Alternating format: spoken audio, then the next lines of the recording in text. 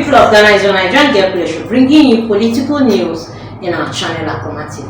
A lot of Ghanaians has actually come out to bring out so many past experience and things about John Dramani Mahama, coming out to say that for Ghana, he has actually come again saying different things and doing different things. That's to say that John Dramani Mahama is actually not stable. Please watch.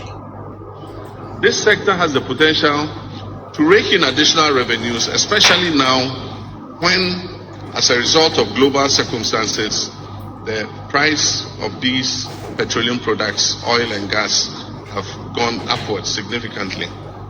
I've laid this historical foundation to drive home the point that Africa has significant fragilities that make us particularly vulnerable to the effects of global disruptions such as the pandemic we're just coming out of. We're always going to be the hardest hit by a phenomenon of that magnitude. The COVID-19 pandemic was therefore a most unwelcome and unpleasant eventuality that impacted the continent severely. Data from the Economic Commission of Africa, ECA, shows that COVID-19 created the continent's worst recession in 50 years, with real GDP shrinking by 3% averagely by 3% in 2020. Before the pandemic, poverty reduction was already a major challenge. The pandemic is estimated to have dragged about 55 million more people into poverty in Africa and exposed another 46 million more to the risk of hunger and malnourishment. Indeed, 70% of hunger in Africa, which had already been on the rise since 2014, is directly attributable to this pandemic. Like governments all over the world, it became necessary for African governments to take action to shield their populations from the effects of the epidemic. This meant in many cases an increase in deficits due to unbudgeted expenditures. This has devastated many African economies and sunk them deeper into unsustainable debt and economic downturn. The pandemic has had a generally deleterious effect on the economy of African nations. In my country, Ghana, our economy has emerged in extremely poor shape from the COVID experience. A ballooning deficit, double-digit inflation, a nose-diving currency, increasing debt distress are some of the symptoms of a very ill economy. Ghana's case was easy. The reality, however, is that the pandemic may be with us for a while longer. My brothers and sisters, I spent some time talking about the coronavirus pandemic because the negative impact on the socioeconomic fortunes of our African people has been massive. So insidious has it been that it has literally relegated many of the challenges facing our people. Challenges such as unemployment, bad governance, corruption, inadequate health facilities, poor roads, insecurity, and many others. Furthermore, revenues have been heavily affected as the demand for Africa's commodities such as oil, coffee, cocoa, and tourism has sharply declined. The African Development Bank says that Africa's GDP contracted to 2.1% in 2020, in what has been the worst recession suffered in half a century. A Marshall Plan for Africa, just like the United States program that helped Europe's economic recovery from World War II. Mahama spoke to Hedy Adams, host of Straight Talk Africa, during a recent visit to Washington. I think that it's a period of adversity for the whole world because it's triggering a kind of global recession. China and Russia and I don't know which other countries appear to be on one side, and then the whole Western world is also on the other side. Already, who wanted to help us establish a starch processing factory, so I could create jobs for my people in the constituency. So we began negotiations, and that's how come we registered that company. But because of the economic climate, all the post-COVID issues internationally, they've had supply chain challenges and all of that. The bankers to ask us to hold on with the takeoff of the project. So we have suspended the negotiations. So there is no activity. To the people of Ghana, like everybody on this planet, you have been hurt by exogenous shocks. First the pandemic, then Russia's war in Ukraine.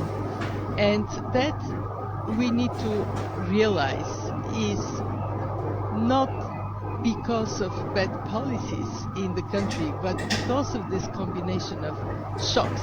And therefore, we have to support Ghana because you're a member, you're a strong country, you have fantastic people, but also we have to support Ghana because your strength contributes to the strength of your neighbors. It contributes to a stronger world.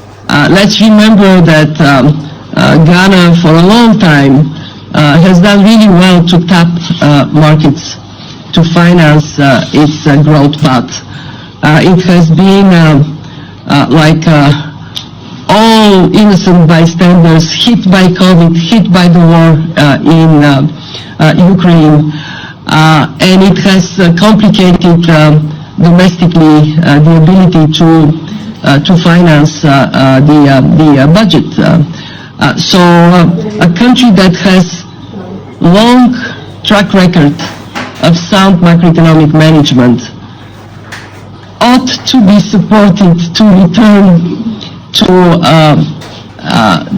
to markets. Between July 6th and 13th, an IMF staff team visited Ghana for initial discussions and concluded that the country was indeed facing tough economic times, primarily due to the impact of COVID-19 and the Russia-Ukraine war. Former President Mahama subsequently disagreed with the IMF and indicated that mismanagement is rather to blame for the economic woes of the country. But in a sharp response, the IMF at a press briefing reiterated its original position. Jerry Rice is the Director of Communications for the IMF. The war in Ukraine has triggered a global economic shock that's hitting Ghana and, as I said, many other countries, and all at a time when, for many of these countries, their room for fiscal maneuver, if I could put it that way, is already extremely limited because they've used a lot of fiscal firepower already in the pandemic. So the shock coming from the war in Ukraine compounds other pressing policy challenges, and we're very cognizant of that, and that's why we are, as I described at the beginning, stepping up to help countries where we can, and that includes Ghana.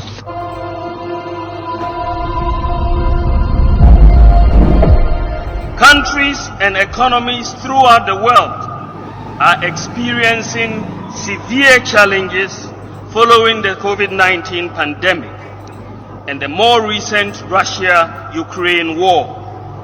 The pandemic, which started early in 2020, resulted in the greatest economic depression since the 1930s, with most countries recording negative growth.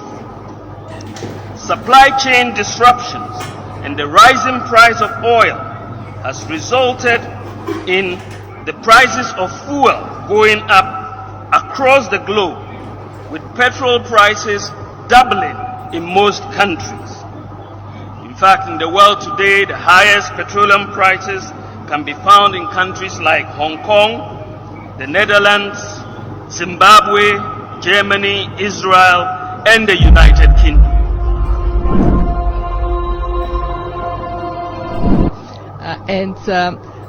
To the people of Ghana, like everybody on this planet, you have been hurt by exogenous shocks. First the pandemic, then Russia's war in Ukraine. And that we need to realize is not because of bad policies in the country, but because of this combination of shocks. And therefore, we have to support Ghana because you're a member, you're a strong country, you have fantastic people, but also we have to support Ghana because your strength contributes to the strength of your neighbors. It contributes to a stronger world.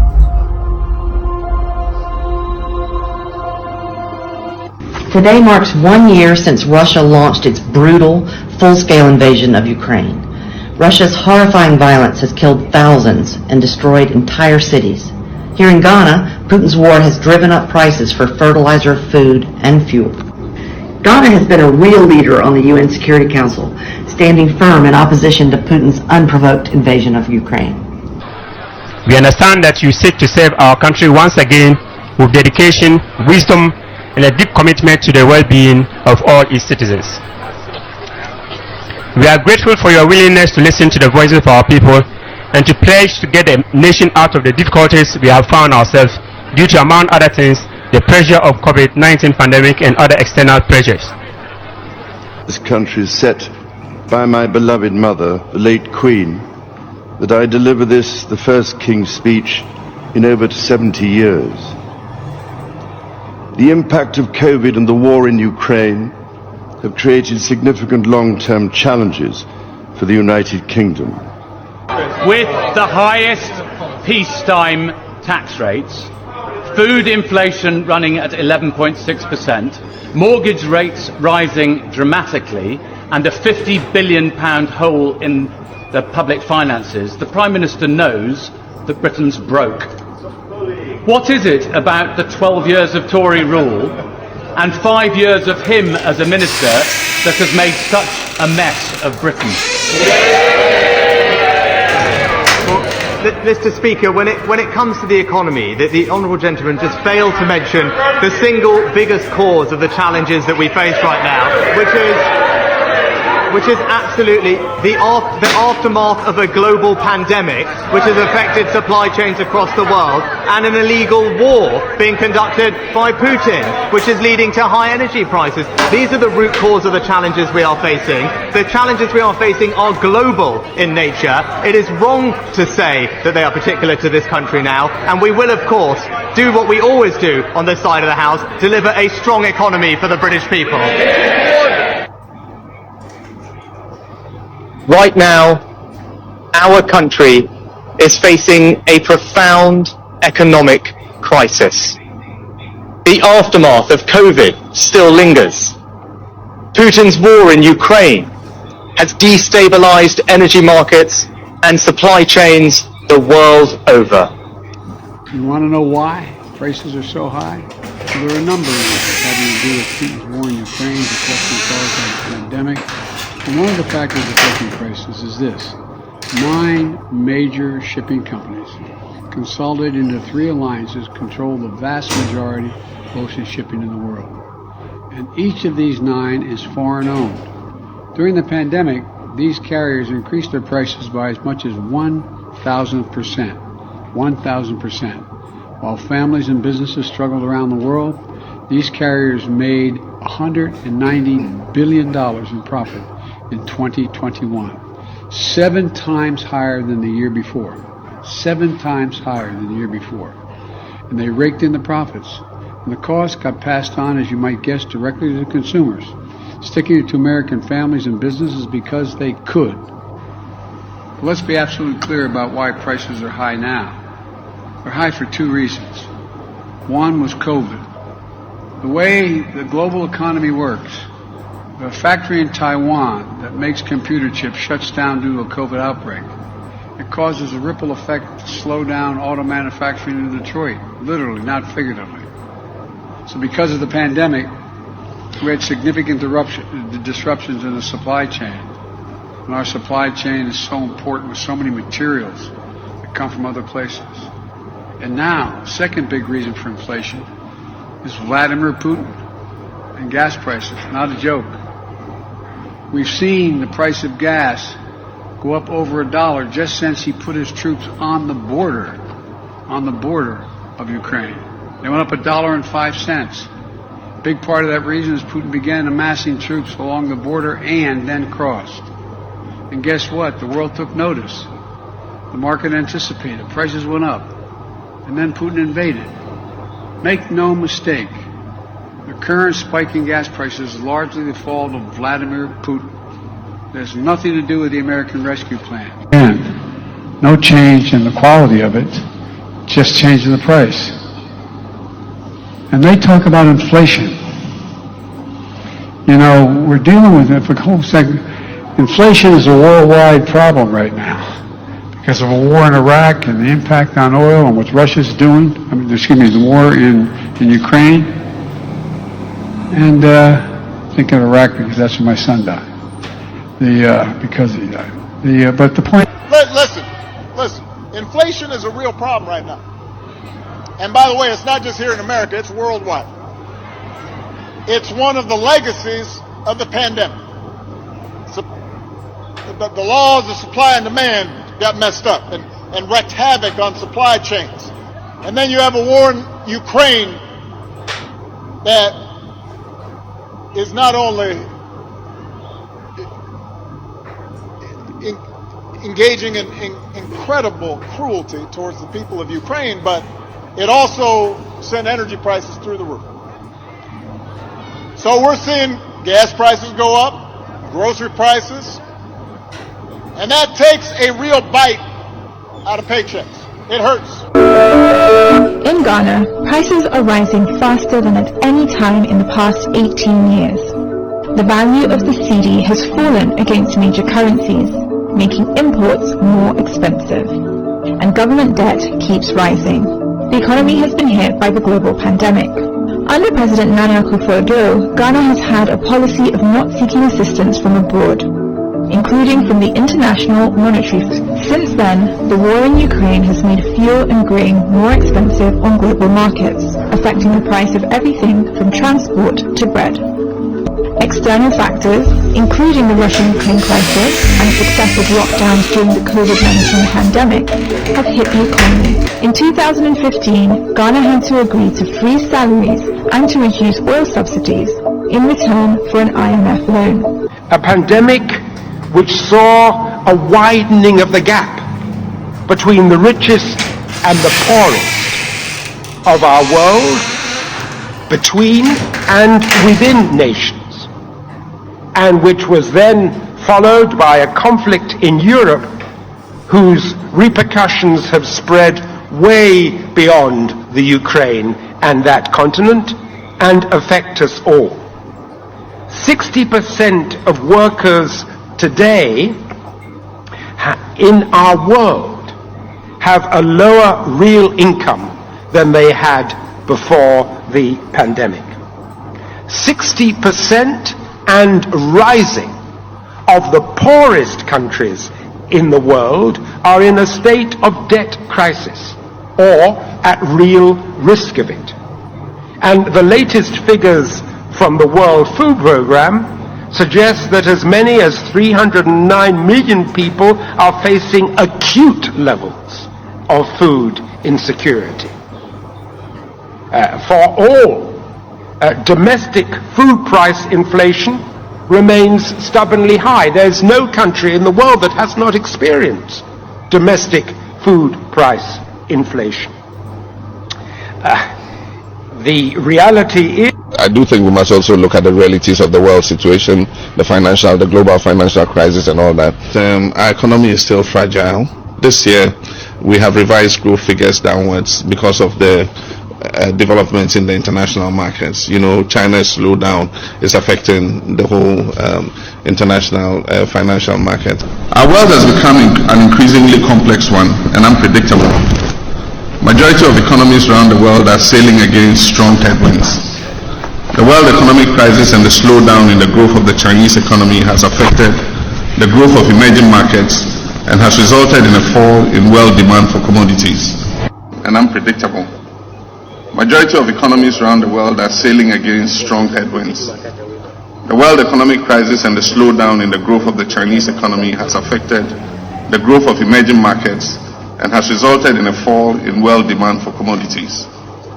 As the United States of America makes a slow but steady recovery, the recent increases in the US interest rates means more money is leaving emerging markets and being reinvested back in the US.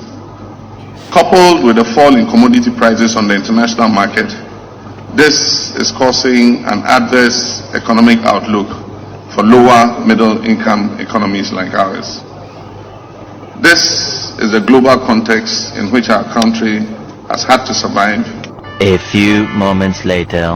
They continue to lay blame for their disastrous economic management on external factors whose relationship with our present sorry circumstances are at most tenuous.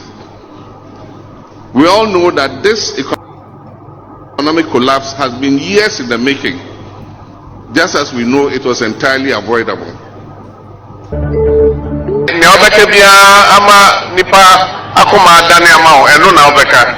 economy is already broken. COVID didn't break it. And has been cited as the reason for the crisis we face now and the attendant economic action. Like governments all over the world, it became necessary for African governments to take action to shield their populations from the effects of the epidemic. This meant in many cases an increase in deficits due to unbudgeted expenditures. This has devastated many African economies and sunk them deeper into unsustainable debt and economic downturn. The pandemic has had a generally deleterious effect on the economy of African nations.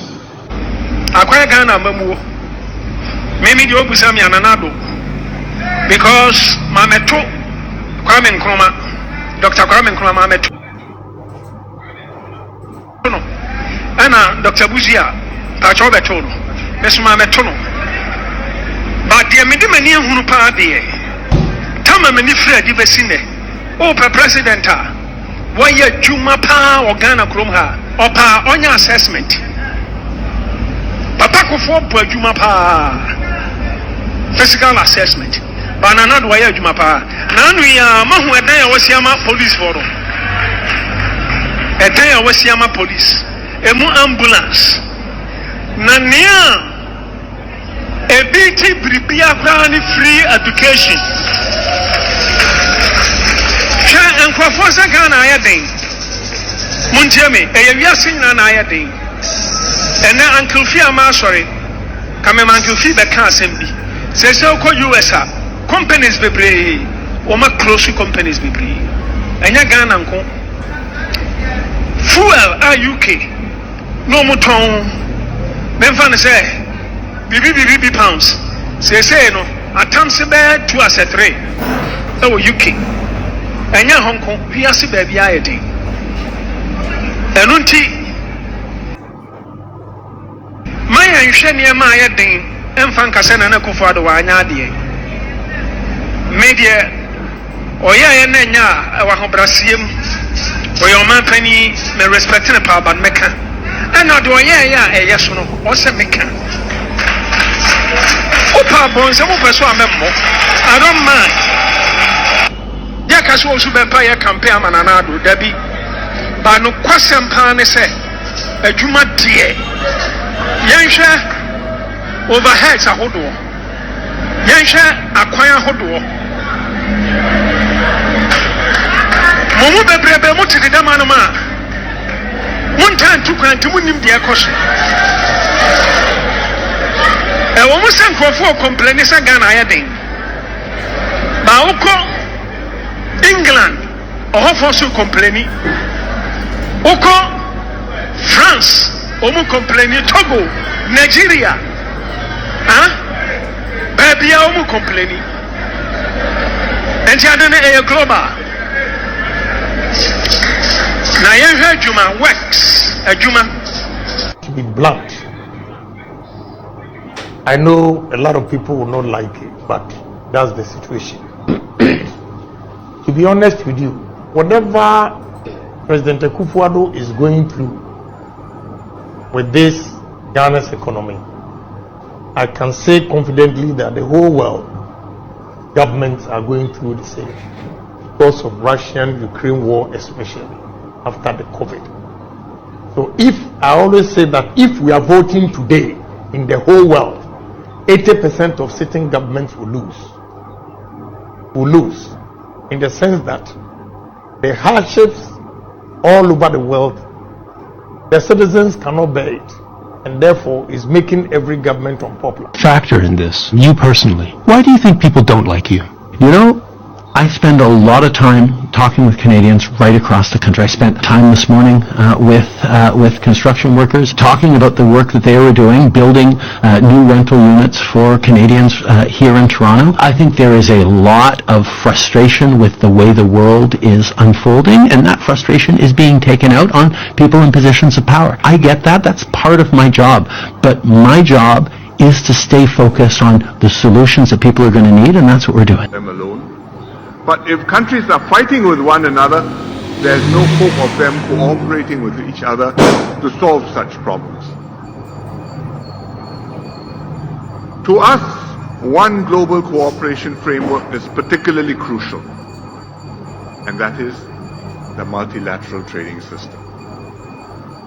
Already before the war, countries were restricting trade and investments with other countries that they no longer trusted. And with COVID, there was further disruption to global supply chains, and the vulnerabilities of these supply chains were exposed. Now with the war in Ukraine, these trends are going to be pushed even further.